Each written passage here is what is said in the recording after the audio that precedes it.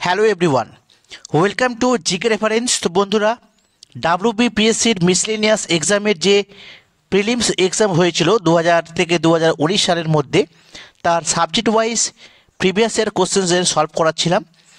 Indian হিস্ট্রিটা করানো হয়ে গেছে, তোমরা চাইলে দেখতে পারো।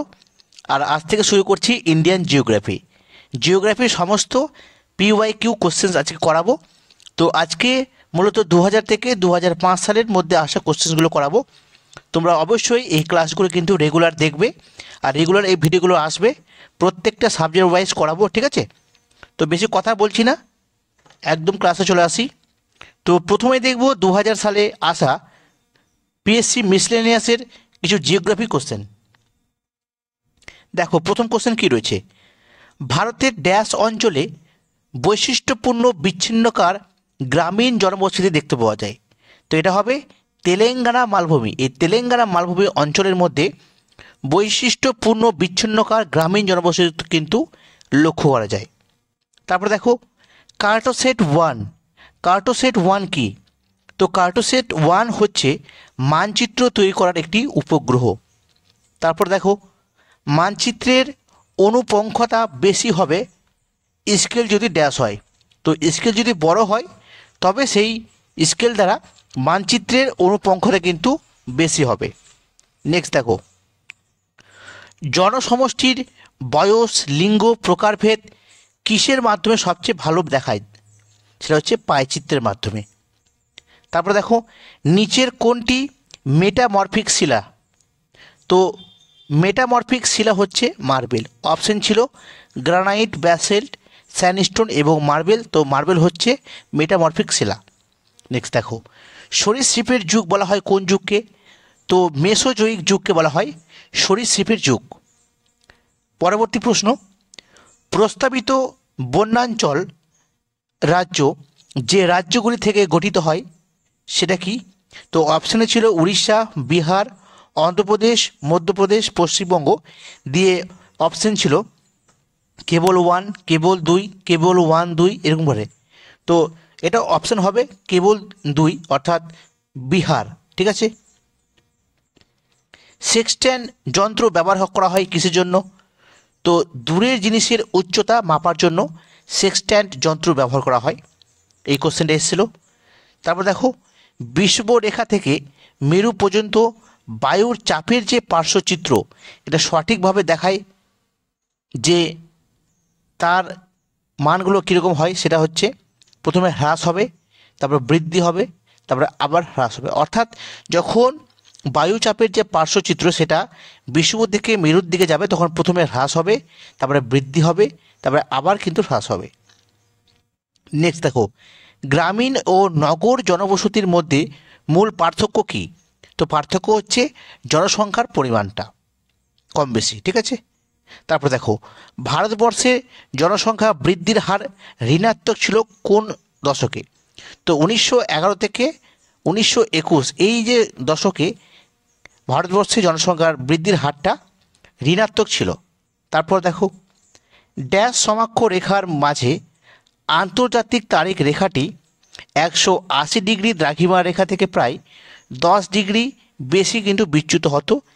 তাহলে কোন সমাক্ষরেখার মাঝে? তো এটা হচ্ছে 10 থেকে 20 ডিগ্রি দক্ষিণ সমাক্ষরেখার মাঝে কিন্তু এই ঘটনাটা ঘটে, ঠিক আছে?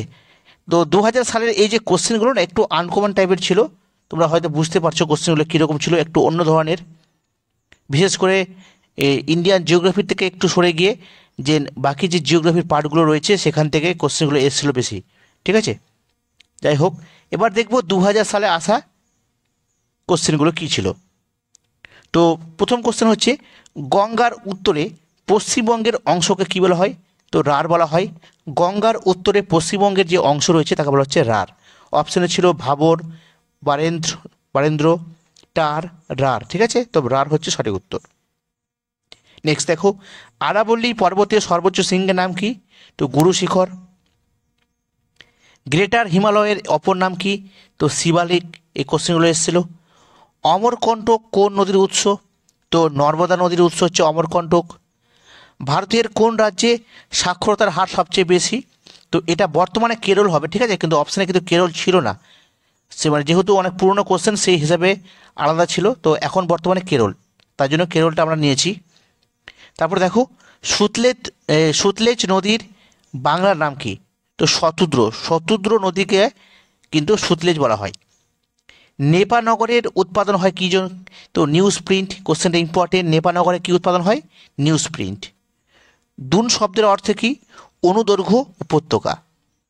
তারপর দেখো শিব সমুদ্রম জলপ্রপাত কোন নদীর উপর রয়েছে? তো কাবেরী নদীর উপরে। কোশ্চেনগুলো সহজ ছিল। তারপর দেখব 2000 সালে আসা জিওগ্রাফির কোশ্চেনগুলো কী ছিল। তাল শব্দের অর্থ কী? মনে রাখবে হ্রদ। তাল শব্দের অর্থ হচ্ছে হ্রদ। তারপর মৌ ভাণ্ডারে উৎপাদন হয় কি? তামা। মনে রাখবে ঝাড়খণ্ডে অবস্থিত মৌ ভাণ্ডার একটা বিশেষ অঞ্চল, তো এই অঞ্চলে কি উৎপাদন হয়? তামার উৎপাদন হয়। তারপর দেখো নাথুলা পাস কোথায় অবস্থিত? সিকিম হিমালয়ের মধ্যে অবস্থিত। সহ্যাদ্রি পর্বতের সর্বোচ্চ শৃঙ্গের নাম কি? আনাইমুদি। তারপর পুরনো পলি অপর নাম কি? তো ভাঙ্গার। পশ্চিমঘাট পর্বতের অপর নাম কি? সহ্যাদ্রি। ঠিক আছে, এই কোশ্চেনগুলো এসেছিল। এবার 2003 সালে জিওগ্রাফির কী কী কোশ্চেন এসেছিল দেখে নিব। পশ্চিমবঙ্গের সর্বোচ্চ স্থানের নাম কি? সান্দাকফু। ভারতের সর্বোচ্চ বৃষ্টিপাত হয় কোথায়? তো মৌসিমরামে। ভারতের কোন অঞ্চলে যাযাবরী পশুপালন লক্ষ্য করা যায়? যাযাবরী পশুপালন এটা হচ্ছে মেঘালয় মালভূমিতে লক্ষ্য করা যায়। নিচের কোনটি ভারতের 3টি প্রধান নদীর উৎস? তো অমরকণ্টক, এখান থেকে ভারতের 3টি প্রধান নদী কিন্তু নির্গত হয়েছে। ভারতের কোন প্রদেশে তপশিলি উপজাতির শতকরা হার সবচেয়ে বেশি? তো মিজোরাম রাজ্যে। ঠিক আছে। তারপর দেখো ভারতীয় বৃহত্তম তৈল শোধনাগার কোথায় অবস্থিত? তো জামনগড়ে। তারপর নিম্নলিখিত কোন শহরটিতে আণবিক তাপবিদ্যুৎ কেন্দ্র অবস্থিত? অপশনে ছিল রঘুনাথপুর, সালেম, থাঞ্জাভুর এবং কালপক্কম।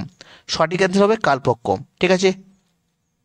তারপরে দেখো কোন ভূতাত্ত্বিক যুগে দাক্ষিণাত্যের মালভূমির সৃষ্টি হয়েছিল? তো প্রাক কেমব্রিয়ান যুগে কিন্তু দাক্ষিণাত্য মালভূমির সৃষ্টি হয়েছিল। তারপর দেখো ভারতের কেন্দ্রশাসিত অঞ্চলের সংখ্যা কত? তো এটা কিন্তু অপশানে 9 ছিল না, তখন 2003 সালে এটা আলাদা ছিল, তো বর্তমানে কিন্তু 9টি রয়েছে। ঠিক আছে, এটা মনে রাখবে। তারপর দেখব 2004 সালে আসা ইন্ডিয়ান জিওগ্রাফির কোশ্চেন কী কী ছিল। ধোঁয়াধর জলপ্রপাত কোন নদীর উপর নির্মিত? তো এটা হচ্ছে নর্মদা নদীর উপর রয়েছে ধোঁয়াধর জলপ্রপাত। তারপরে দেখো মূলত কোন শস্যের সঙ্গে সবুজ বিপ্লব এটা সম্পর্কযুক্ত? তো গম উৎপাদন। আয়তনে ভারতের আয়তন কত মিলিয়ন বর্গ কিলোমিটার? দেখো কোশ্চেনটা কীভাবে দিয়েছে, কত মিলিয়ন বর্গ কিলোমিটার? তো 3.28 মিলিয়ন বর্গ কিলোমিটার। তারপর অ্যান্থ্রাসাইট কী ধরনের কয়লা? তো একটা কয়লা, যাই হোক অপশনে ছিল কয়লা, পেট্রোলিয়াম, এরকম ভাগ ছিল। ঠিক আছে, তো অ্যান্থ্রাসাইট হচ্ছে একটা কয়লা। বেশিরভাগ দীর্ঘ হিমবাহ কোন পর্বতমালা থেকে সৃষ্টি? সেটা হচ্ছে কারাকোরাম পর্বতমালা। কেরলে বর্ষা শুরু হয় কখন? 1 জুন থেকে। ভিলাই লৌহ ইস্পাত কারখানা কোন দেশের সহযোগিতায় নির্মিত হয়েছে? রাশিয়া। বিষ্ট দোয়াব যে দুটি নদীর মধ্যে অবস্থিত সেটা হচ্ছে বিপাশা এবং শতদ্র।